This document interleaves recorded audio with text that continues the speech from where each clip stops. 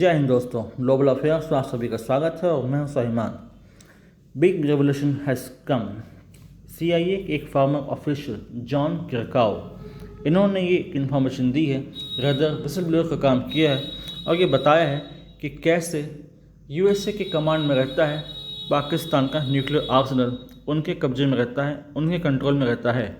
इस न्यूज़ के बाद से बहुत सारे स्पेकुलेशंस आ रहे हैं, बहुत सारे लोग अंदाजे लगा रहे हैं कि क्या पाकिस्तान को जो न्यूक्लियर टेक्नोलॉजी मिली है वो यूएसए ने दी, क्या यूएस की मंजूरी के साथ ही पाकिस्तान यूज़ करता है अपने न्यूक्लियर एसेट्स को, वगैरह वगैरह। इसके वाइड रेंजिंग इम्प्लीकेशंस होंगे और बहुत ज़्यादा असर होगा।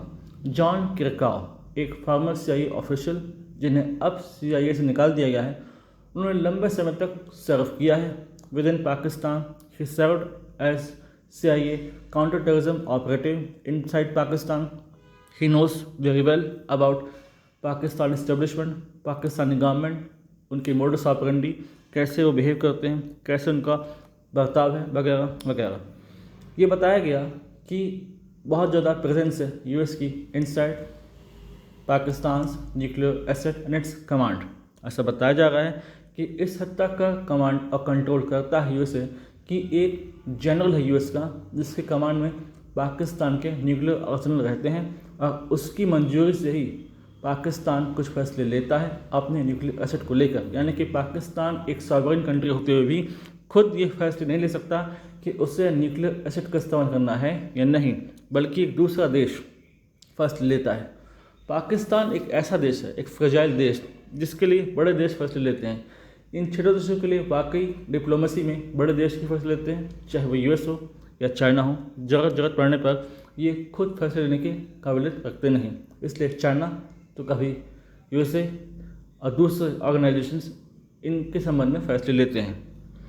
ये रेवोल्यूशन दिखाता है कि किस प्रकार से US डीपली प्रेजेंट रहा inside Pakistan right from its inception, जब से US और पाकिस्तान के संबंध स्थापित हुए तब से कैसे कंसिस्टेंटली पाकिस्तान को लगातार सप्लाई करता रहा होगा न्यूक्लियर टेक्नोलॉजी और कैसे सपोर्ट करता होगा इन इट्स न्यूक्लियर प्रोग्राम।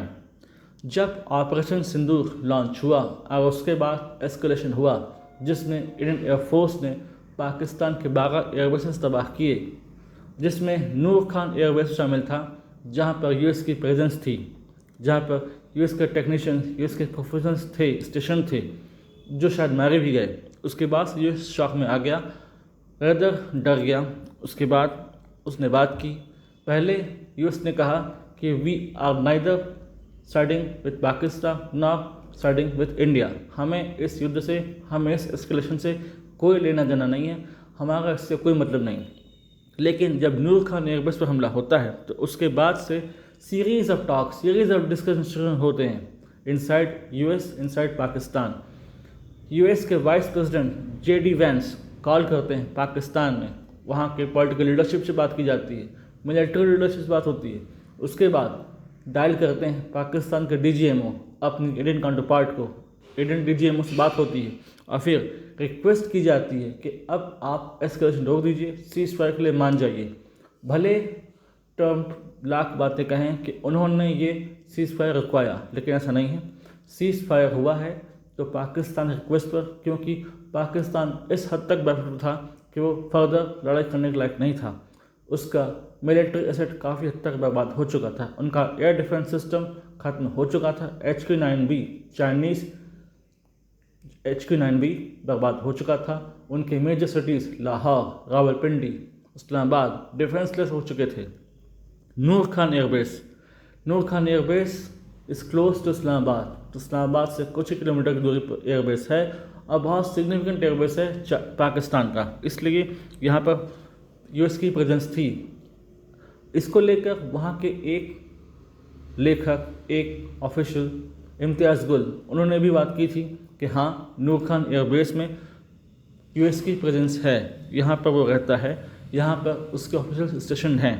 इसको लेकर चर्चाएँ हुई और फिर सीरीज ऑफ डिसीजन हुआ और फिर आप जानते हैं कि ऑपरेशन सिंदूर, एस्केलेशन, फिर सीज फायर, फिर आगे क्या हुआ। Later on Asim Munir, so called field marshal of Pakistan, ये जाते हैं USA। इनसे बातचीत होती है। ट्रंप इन्हें बुलाते हैं लंच के लिए, वहाँ पर क्रिटिकल डिसीजन की गई होगी। यूएस बेसिस यूज़ करता है पाकिस्तान का for reconnaissance purposes and for attack purposes, reconnaissance of Iran. और फर्दर शायद इसीलिए ये मीटिंग की गई होगी कि ज़रूरत पड़ने पर भविष्य में हम कैसे इस्तेमाल कर सकते हैं, आप हमें अलाउ करें कि हम पाकिस्तानी एयरबेसिस का यूज़ करें for reconnaissance purpose and for spying purposes of Iran. इसीलिए ये बात की गई होगी।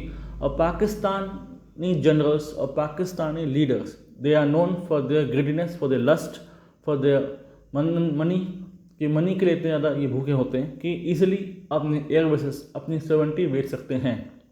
अदरवाइज ये सोचना भी शॉकिंग होगा कि एक सॉवरेन स्टेट जो एक न्यूक्लियर पावर कंट्री भी है, उसके न्यूक्लियर एसेट्स का कंट्रोल उसके हाथ में नहीं बल्कि एक दूसरे देश के हाथ में है, और वो देश निर्णय लेगा कि कैसे इसका इस्तेमाल होना है, कैसे इस्तेमाल नहीं होना है। इसके बाद तो फिर सीरीज ऑफ डिसीजन हुए, बहुत सारे परतें खुलने लगी कि किस प्रकार से क्या होने वाला है और कैसे जो है आगे फर्दर डिस्कशन होगा।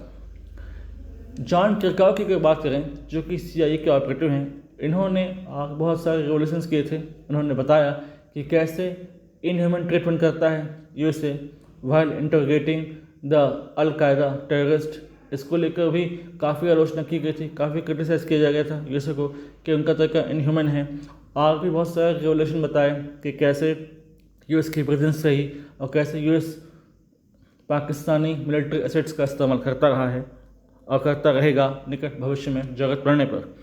तो ये रेवोल्यूशन हमें भी बताता है कि हमारे नेबरहुड में एक ऐसा देश है, एक फेल्ड स्टेट, एक फ्रेजाइल स्टेट, जिसका कंट्रोल कर रहा है एक दूसरा देश, जिसका मिलिट्री कंट्रोल, जिसका पॉलिटिकल कंट्रोल, जिसका इकोनॉमिक कंट्रोल और जिसका एटॉमिक कंट्रोल, जिसका जो न्यूक्लियर एसेट्स हैं वो एक दूसरा देश संभाल रहा है। और इसीलिए लगातार USA सपोर्ट करता रहता है पाकिस्तान को, IMF के थ्रू लोन्स मिल जाना, वर्ल्ड बैंक के असिस्टेंस मिल जाना, और भी दूसरी जरूरत पड़ने पर उसको हेल्प मिलती रहती है। और अभी हाल ही में एक न्यूज़ ये भी आई कि आसिम मुनीर के बाद उनके पाक एयरफोर्स के चीफ भी पाकिस्तान गए हैं to further strengthen the military ties with the USA। और इसमें यही होगा कि कैसे असिस्टेंस करेगी Pakistani air force, Pakistani army USA की निकट भविष्य में। तो ये इम्पॉर्टेंट अपडेट था, इम्पॉर्टेंट रेवोल्यूशन था, जिससे पता चलता है कि हम एक ऐसे नेबरहुड में रह रहे हैं जहाँ पर फ्रेजाइल स्टेट है जो कि ज़रूरत पड़ने पर कुछ भी कर सकता है। हालांकि इसके इम्प्लीकेशंस होंगे, बहुत ज़्यादा असर पड़ेगा पाकिस्तान चाइना रिलेशंस पर, इसलिए क्योंकि चाइना पूछ सकता है कि आप क्यों इतने डीपली इंगेज थे विद USA, क्यों आप एक तरफ सी पैक की बात कर रहे हैं और एक तरफ आप US के साथ इतना डीपली इंगेज हो रहे हैं। तो हो सकता है जवाब तलब हो सकता है शहबाज शरीफ को एक दौरा करना पड़े बीजिंग का भी, और हो सकता है असर पड़े पाकिस्तान US रिलेशन में भी। तो देखते हैं आगे निकट भविष्य में क्या होता है। अगर इससे कोई अपडेट सामने आता है जो कि क्रेडिबल है, तो I will surely update you people in this regard. Till then do like, share, subscribe the video and widely spread this video for the knowledge of people. यदि आप हमसे जुड़ना चाहते हैं तो आप इंस्टाग्राम, टेलीग्राम के थ्रू जुड़ सकते हैं। इसका लिंक डिस्क्रिप्शन में है, आप जाइए, इसे ज्वाइन कीजिए और इस फैमिली का हिस्सा बनिए। प्रोपोगेट कीजिए ये वीडियो और बताइए आपको कैसा लगा वीडियो। अपने फीडबैक, अपने विचार कमेंट सेक्शन दीजिए, कमेंट सेक्शन आपका है। और एजुकेट कीजिए लोगों को कि वो जान पाएँ कि साउथ एशिया में डिप्लोमेसी में क्या चल रहा है, क्या यहाँ के डायनामिक्स हर पल बदल रहे हैं। Thanks for watching. जय हिंद, जय भारत।